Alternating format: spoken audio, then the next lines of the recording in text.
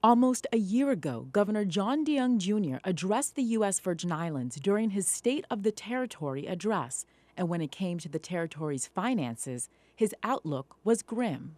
To answer the traditional question, what is the state of the territory? I would suggest that our territory is at the tipping point.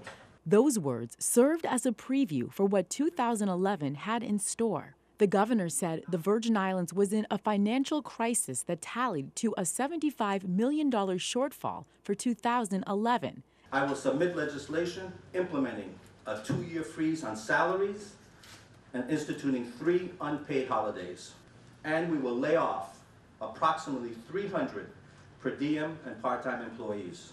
For months, government employees were on high alert over potential layoffs. And reality set in on June 15th when the governor announced layoffs were the only option to close an updated $17.4 million shortfall. To address this year's fiscal deficit and to cover a portion of fiscal year 2012, I have authorized the dismissal of approximately 600 central government workers. But senators argued against the layoffs and created the Economic Stability Act of 2011. It avoided layoffs, but instead it cut government employee salaries by 8%. But while jobs were saved, outrage ensued. Government employees felt the burn of their reduced salaries. Governor, we understand everybody got to take their hit, but this is the problem. When there was a lot of honey in there, everybody in the top got theirs. The bottom person did not get theirs. Please, work with a small man. So arguing continued in the Senate between senators and the governor's financial team, specifically about whether or not they could repeal the 8%. You think that the time is now ripe for us to deal with the repeal of the 8%? Senator, I'm not going to have a discussion about it. I'll offer an opinion about it. By October, the governor's financial team was instructed by the Attorney General to not discuss a repeal of the 8% because several lawsuits were filed by unionized government workers, claiming that the 8% pay cut was unconstitutional. But a bigger problem loomed. By December, the Senate's Economic Stability Act was still leaving the government short of $27.5 million for fiscal year 2012.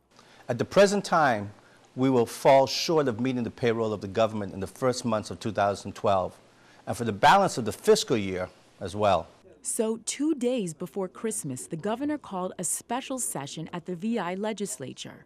He wanted senators to vote on financial measures that would raise revenue and close the $27.5 million gap.